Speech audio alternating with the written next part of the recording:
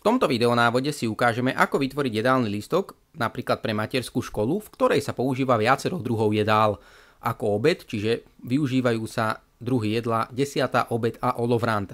Najprv ale sa presvedčme, že máme tieto druhy jedla aktívne, čiže klikáme hore v menu na tlačidlo nastavenie, druhy jedál a musíme mať aktívny druh jedla desiatu, obed aj olovrant, čo reprezentuje táto červená fajka. Môžeme teda postupovať ďalej, klikáme na písmenko J, zoznam jedálnych lístkov. Vľavo dolu klikáme na tlačidlo úkony a zvolíme možnosť nový. V prvom kroku je dôležité začať od pondelka, čiže do prvého dátumového políčka vždy zvolíme dátum, ktorý reprezentuje pondelok, čo bolo v našom prípade 2.12. Následne stačí vľavo dolu kliknúť na tlačidlo pridať. Do jedálneho lístka sa nám pridal druh jedla desiata na pondelok.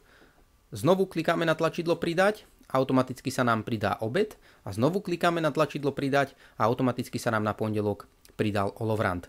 Tento postup opakujeme ďalej, klikáme na tlačidlo pridať, pridá sa nám útorok 3.12. s druhom jedla desiata, pridá sa nám útorok 3.12. obed a znova pridá sa nám útorok 3.12. olovrant. Takýmto spôsobom si popridávame všetky dni do jedálneho lístka až po piatok, takže pre zjednodušenie to vyklikám rýchlo. Čiže máme tam stredu 10. obed olovrant, štvrtok 10. obed olovrant a piatok 10. obed olovrant. A teraz už iba ku jednotlivým druhom jedál a k jednotlivým dňom popridávame recepty. Takže klikneme na pondelok 2.12.10. a dolu zvolíme tlačidlo pridať recept.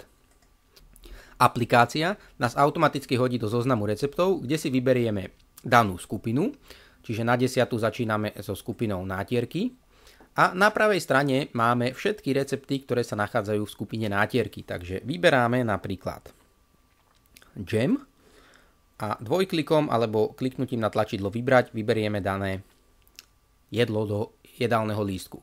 Pokračujeme ďalej, znova pridať recept, vyberáme skupinu chlieb pečivo, zvolíme napríklad chlieb na 10, dvojklikom ho vyberieme, znova klikáme na tlačidlo pridať recept a zvolíme skupinu nápoje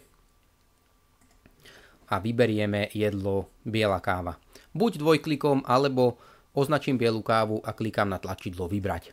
Rovnakým spôsobom postupujeme aj pre obed, takže postavím sa na pondelok 2.12. obed a zase klikám na tlačidlo pridať recept. Zvolím si skupinu polievky, vyberám polievku, napríklad môže byť polievka zeleninová s pečeňovými haluškami, dvojklikom ju vyberiem, zasa kliknem na tlačidlo pridať recept, zvolím nejaké hlavné jedlo, takže skupina bravčové, napríklad bravčové stehno na hrášku, dvojklikom dané jedlo vyberiem, pokračujem rovnako ďalej, pridať recept, skupina prílohy a vyberám napríklad ryžu dusenú a opäť pridať recept, nápoje a zvolím napríklad citronádu. To isté vlastne robím aj pre olovrant, pondelok 2.12., takže znova pridať recept, skupina nátierky a vyberiem si znovu nejakú nátierku, napríklad bagetu s tuňakom prípadne.